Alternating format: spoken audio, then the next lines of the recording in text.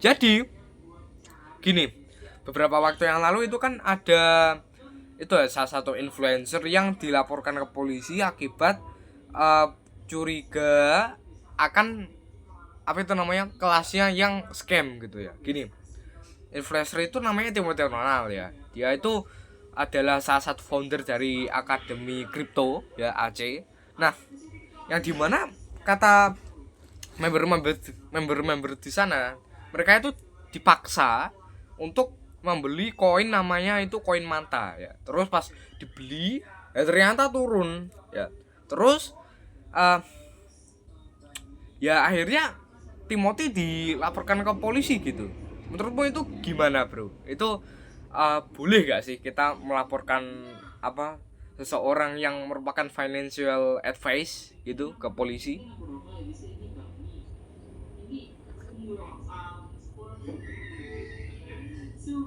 Itu pertanyaan yang menarik. Dalam konteks hukum, pelaporan ke polisi itu boleh-boleh saja kalau ada dugaan tindak pidana. Meskipun seseorang sebagai financial advisor atau pembimbing keuangan, mereka juga tetap punya tanggung jawab dan bisa dimintai pertanggungjawaban jika terbukti merugikan orang lain, apalagi kalau ada unsur pemaksaan atau scam. Nah, dalam kasus Tapi Timothy sebenarnya Ronald, gini bro, sebenarnya itu uh, nggak tahu aku itu Timothy Ronald beneran maksa atau enggak gitu ke membernya. Soalnya gini, member yang bersaksi itu kayak gimana ya, public speakingnya kayak maaf banget tapi tolol gitu loh public speakingnya. Gini loh, pas dia ditanya itu dipaksa apa enggak, dia jawabnya gini, dipaksa atau atas kemauan sendiri. Dia jawabnya atas kemauan sendiri ya. Padahal pas aku baca-baca dari akun ya, akun anonim namanya Skyholic kalau gak salah, atau member rungkat gitu akunnya, itu dia bilangnya itu member-member dipaksa gitu. Jadi aku ya gak tahu ini fakta atau enggak sih. Gimana bro, lanjutkan yang tadi.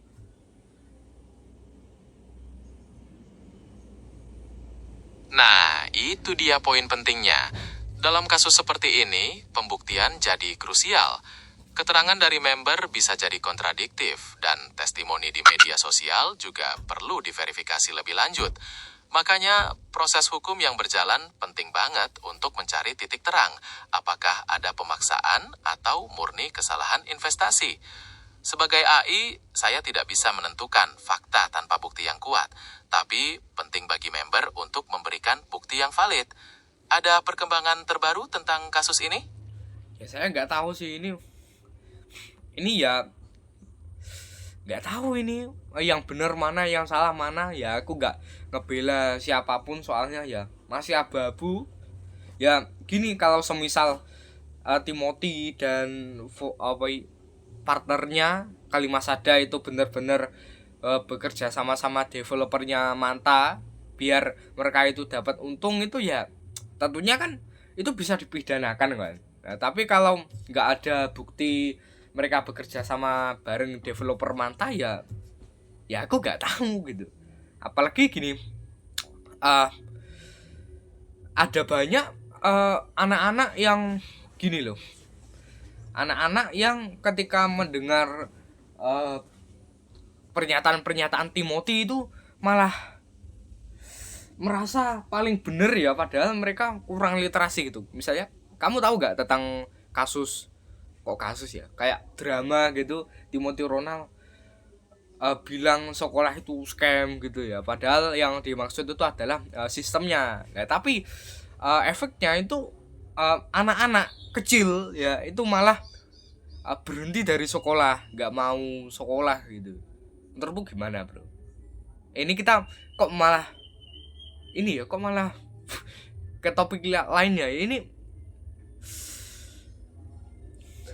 Bentar bro, jadi menurutmu gimana tentang uh, apa itu kalau semisal Timothy dan Kalimasada itu bekerja sama dengan developer koin Manta?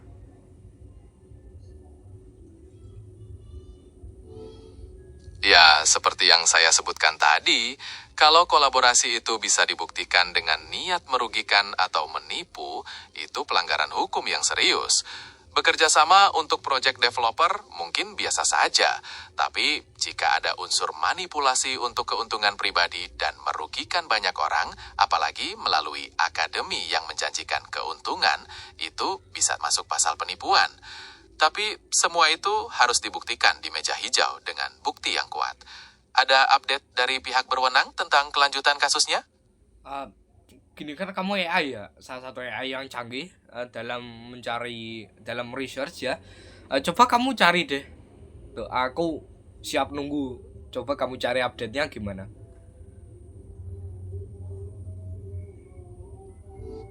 Berdasarkan informasi yang saya temukan, Timothy Ronald memang dilaporkan ke polisi oleh salah satu member Akademi Kripto dengan dugaan penipuan investasi kripto. Korban mengaku telah menginvestasikan uang sebesar 3 miliar rupiah untuk membeli koin Manta, tapi nilainya justru anjlok sampai 90%. Terkait dugaan pemaksaan dan kesaksian yang simpang siur, hal itu masih dalam proses penyidikan oleh Polda Metro Jaya. Jadi belum ada putusan pasti mengenai kebenaran dari semua laporan tersebut. Lah ya ini kan jadi aneh gitu ya. Kan orang jadi bingung ini mau mihak siapa gitu. Apalagi kalau kamu tahu ya buzzer-buzzernya Timothy yang ngasih testimoni, misal aku nemu video, eh, aku seorang member Akademi Kripto, aku bla bla bla bla bla gitu. Dia pokoknya intinya bilang di Akademi Kripto itu materinya bagus, terus orang-orang yang rugi itu nggak baca materi gitu. Nah itu buzzernya itu aku bahkan malah nggak nyangka kalau dia itu buzzernya kayak misal kalau ada yang terbawah itu buzzer pemula, yang tengah itu buzzer eh, agak pemula, dan yang tinggi itu profesional, ya itu buzzer profesional gitu. Menurutmu gimana bro? Itu buzzer gak sih?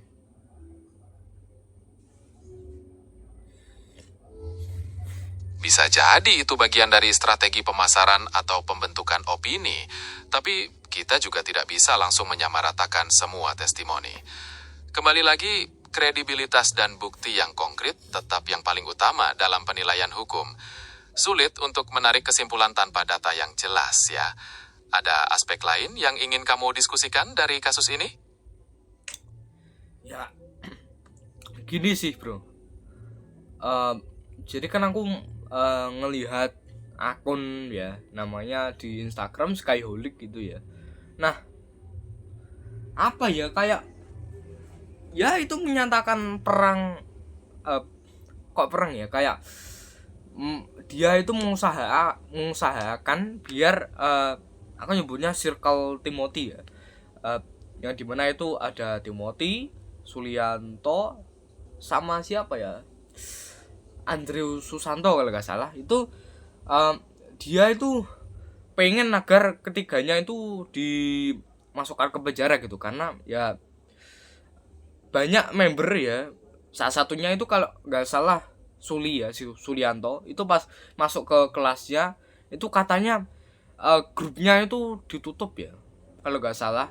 Kalau nggak, Akademi Kripto juga info terbarunya grup chatnya itu ditutup. Jadi ya kalau ada yang rugi gitu nggak bisa lapor gitu, nggak bisa cerita ke founder.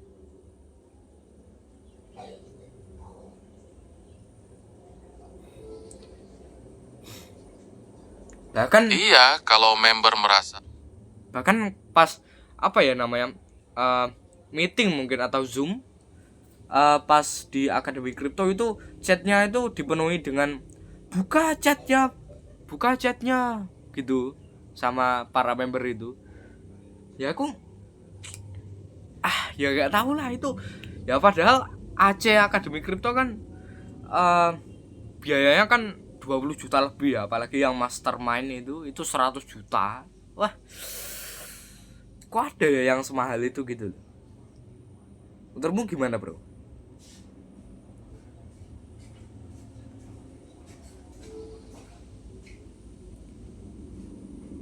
Nominal yang cukup besar ya.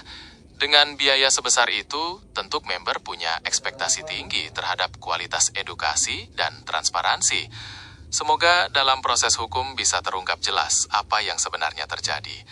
Ada hal lain yang ingin kamu bahas di podcast kita hari ini?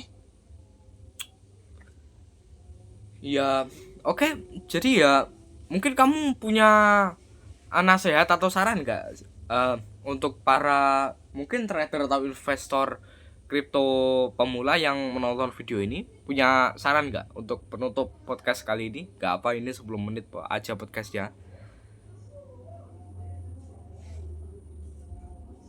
Tentu, sebagai penutup, saya ingin berpesan untuk selalu berhati-hati dan lakukan riset mendalam sebelum berinvestasi, terutama di aset kripto yang fluktuatif.